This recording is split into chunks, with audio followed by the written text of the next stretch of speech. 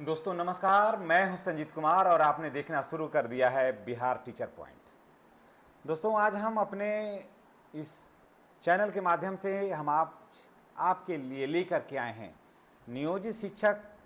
देखिए वो मील के पत्थर हैं जिसके आगे अब सरकार भी जो है वो नतमस्तक हो गई है। जी हाँ, आप सोच रहे हो कि ये मैं क्या कह रहा हूँ। दोस्तों मैं बता दूं कि नियोजित शिक्षक वेतन में सबसे आगे निकल रहे हैं। परिणाम ये हो रहा है कि सरकार अब बैकफुट पर है कि अब करें तो क्या करें। सेवा निरंतरता देते हैं तो आगे क्या होगा, अगर नहीं देते हैं तो क्या होगा। लोग नियोजित शिक्षक से ही विशिष्ट शिक्षक बने थे, अब क्या होगा, क्या करें। नई वैकेंसी है, नियमावली में सेवा निरंतरता है नहीं। देखिए फिर बैठक होने वाला है गुरुवार को, कमेटी का निर्णय होगा। इस पर देखिए बहुत सारी बातें हैं, लेकिन वो तो अब कल शाम में फिर 5 बजे क्लियर हो जाएगा कि क्या होगा। लेकिन दोस्तों कल कमेटी चाहे लॉक जो भी दे, लेकिन नियोजित शिक्षक ही एक ऐसा पद है। सरकार नहीं सोच रही थी कि नियोजित शिक्षक रह जाएंगे, सरकार ये सोच रही थी कि नियोजित शिक्षक राजकर्मी के नाम पर सारे लोग सक्षमता परीक्षा दे देंगे और यहाँ से देकर के विशिष्ट शिक्षक बन जाएंगे, है ना। सरकार की मंशा यही थी, लेकिन हो गया उल्टा। उल्टा इतना ही नहीं हो गया, सरकार जो सोच रही थी वो हुआ ही नहीं। दरअसल ये हो गया कि नियोजित शिक्षकों ने बहुत बड़े पैमाने पर फॉर्म ही नहीं भरा। आज के डेट में भी कुछ लोगों ने फॉर्म भरा तो परीक्षा नहीं दिया, कुछ लोग परीक्षा पास भी कर गए तो नियोजित शिक्षक ही रह गए। अभी 18,000 लोगों ने सक्षमता 4 के लिए परीक्षा दिया है, फॉर्म भरा है, परीक्षा भी कल है उनका और उसके बाद आगे भी परीक्षा है। तो सेवा निरंतरता नहीं देगी अगर सरकार, तो ये रह जाएंगे फिर नियोजित शिक्षक ही। तो सरकार तो गजब दुविधा में फंस गई है। और वेतन में, जी हाँ मैं आपको बता दूं कि वेतन में नियोजित शिक्षक जो है वो सबको पछाड़ते हुए आगे निकल रहा है। जितने भी नियोजित शिक्षक बिहार के हैं जो रह जाएंगे वो वेतन में सबको पछाड़ते हुए आगे निकल जाएंगे। मैं ये नहीं कह रहा कि आप सक्षमता मत दीजिए, मैं नहीं कह रहा हूँ। मेरे कहने का मतलब ये नहीं है कि आप ये सोचिएगा कि आपने मन बना लिया है कि आपको सक्षमता देना है तो आप सक्षमता दे सकते हैं। मेरे तरफ से आपको कोई बंधन नहीं है, मेरे तरफ से कोई रिक्वेस्ट नहीं है। मेरा काम है कि मैं ये बता दूं कि कैसे क्या हो रहा है। देखिए अभी प्रधान शिक्षकों का जो पे स्केल है नियोजित शिक्षक के समकक्ष है, समतुल्य है। ऐसा नहीं है कि प्रधान शिक्षक जो बने हैं उनको सरकार अलग से और कुछ देने जा रही है, ऐसा नहीं है। क्योंकि सरकार ये जान रही थी कि 20 वर्षों से जो स्कूलों में हैं लोग प्रभारी प्रधानाध्यापक के पद पर, वो बाखूबी काम इसको कर रहे हैं, कर किए हैं इतना ही वेतन पर, तो उसी में से एक पद को सृजन करके प्रधान शिक्षक के पद पर बैठा दिया है। तो सरकार यहाँ ये नहीं है कि इनके लिए कोई अलग से कुछ फंड व्यवस्था करके इसको देगी और सरकार दबाव में आएगी। हाँ एक आध इंक्रीजमेंट आगे पीछे हो सकता है, इसका मैं नहीं कह सकता हूँ, लेकिन बहुत ज़्यादा वहाँ पर भी सरकार देने नहीं जा रही है।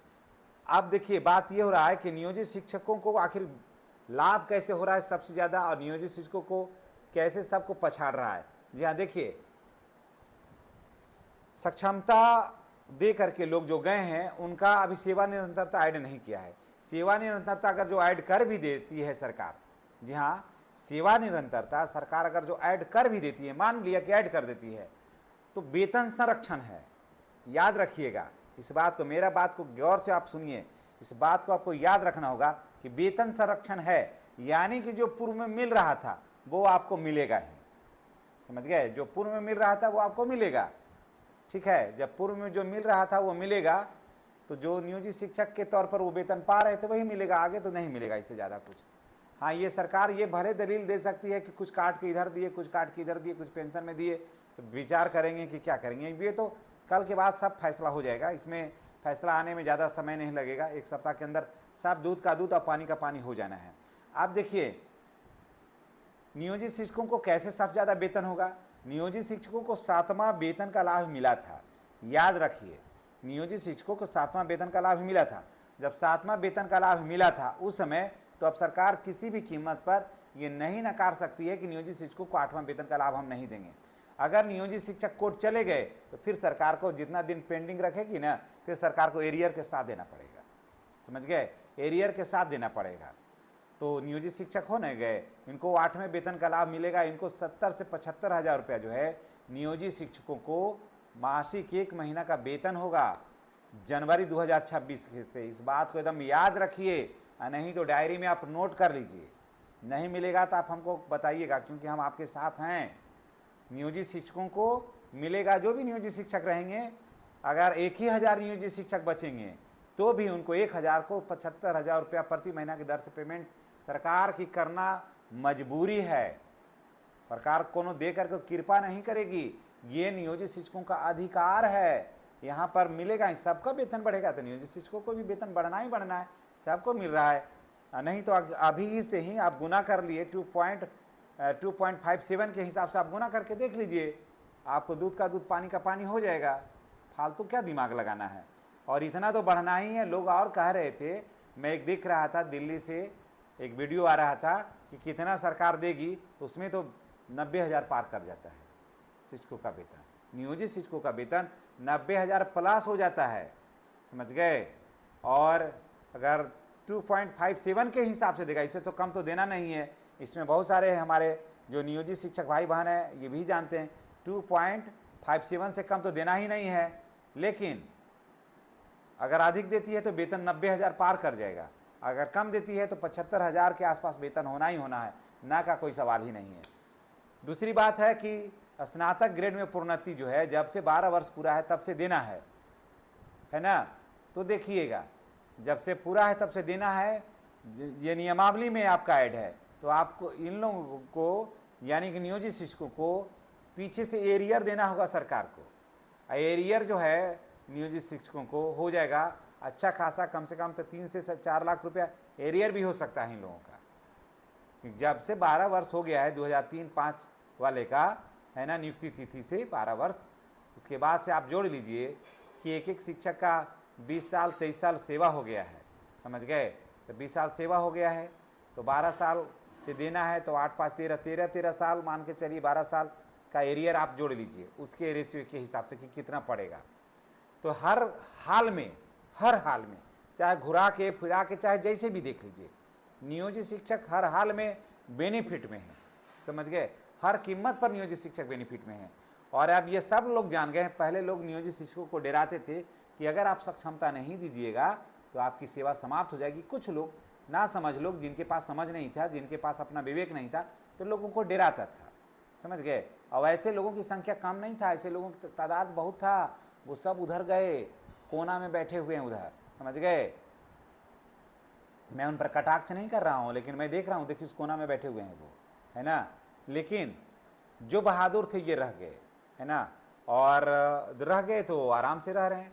और इनका पेमेंट भी बहुत बेहतर होने वाला है और बेहतर हो जाएगा। आप देख लीजिएगा कि अब तो सितंबर है, अक्टूबर नवंबर दिसंबर 3-4 महीने में ही देखिएगा खेला इनका।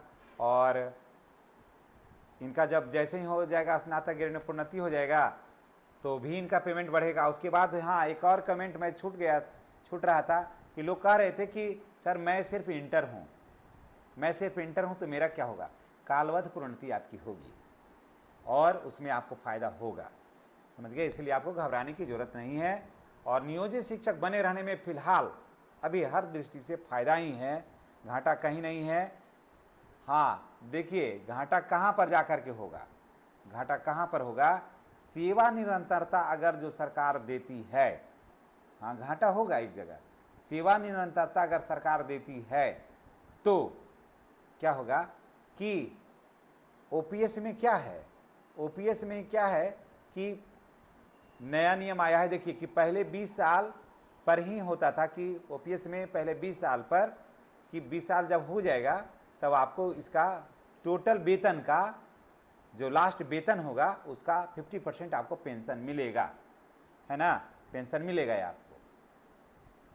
लेकिन अब कर दिया 20 से बजाय आप 25 कर दिया है। मैं उसके लिए पूरा मटेरियल मैं उसको रखे हुए हूँ, मैं आपके लिए पूरा मटेरियल मैं रखे हुए हैं। मैं बताऊंगा एनपीएस और ओपीएस के बीच में जो अंतर है वो क्या है, और अब सरकार वो उसके लिए मैं बताऊंगा आपको, या और 1-2 दिन के ही अंदर मैं बताऊंगा इस पर, या फिर मैं दुर्गा पूजा की जब छुट्टी होगी ना, जब मैं घर जाऊंगा तो उस पर बढ़िया से एनालिसिस कर लूँगा। उसके बाद फिर मैं आपके लिए लेकर के आऊँगा।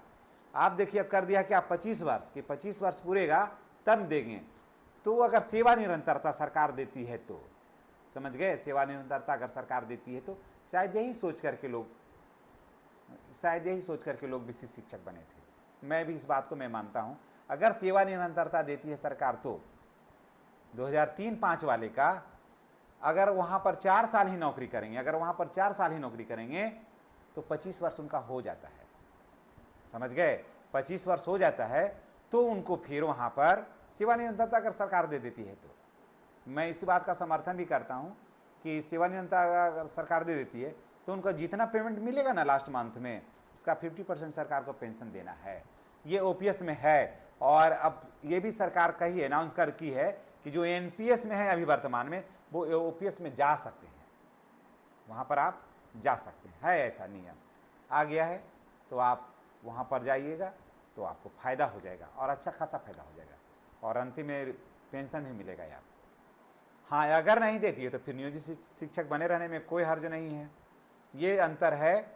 और वेतन के मामले में अभी फ़िलहाल नियोजित शिक्षक सबसे ज़्यादा सबसे बेहतर हैं अभी, लेकिन अगर सेवा निरंतरता देती है वहाँ सरकार तो बात कुछ अलग बन जाती है, और अगर नहीं देती है तो नियोजित शिक्षकों से बेहतर अभी कोई नहीं है, कुछ भी नहीं है। और अगर आप पेंशन नहीं पाते हैं, कम दिन है पेमेंट, कम दिन है नौकरी, पेंशन नहीं भी पाते हैं, या लगता है कि दूध कहाँ जाएंगे, हमको ज़्यादा उलझोल से ज़रूरत नहीं है, हमको नौकरी करना है आराम से, तो आपका पेमेंट जो है ना एनपीएस आपका ईपीएफ में कट ही रहा है, सारा कुछ ही रहा है, तो ज़्यादा टेंशन भी नहीं है। तो आपको जनवरी से 75,000 रुपया आपका वेतन मिल रहा है, एकदम इसमें कोई दो राय नहीं है। तो इन्हीं बातों के साथ मैं आपसे विदा लेता हूँ। अगर आप चैनल पर नए हैं तो चैनल को सब्सक्राइब करके बेल आइकन को दबाइए ताकि वीडियो का नोटिफिकेशन मिलता रहे। और क्या कुछ अगर मन में संदेह है तो कमेंट करके बताइएगा, निश्चित रूप से हम उस पर अध्ययन करके अपने जो सीनियर हैं उनसे मैं राय लेकर के, फिर जो बड़ा बाबू हैं उनसे, फिर स्थापना में उनसे मैं राय लेकर के मैं आपका जो भी संभावनाएं हैं, जो भी आपके मन में दुविधा है, उसको मैं दूर करने का प्रयास करूंगा। इन्हीं बातों के साथ मैं आपसे विदा लेता हूं। नेक्स्ट वीडियो में हमारी और आपकी फिर मुलाकात होगी। अगर आप चैनल पर नए हैं तो चैनल को सब्सक्राइब करके बेल आइकन को दबाइए ताकि वीडियो का जो नोटिफिकेशन है वो आपको मिलता रहे। धन्यवाद।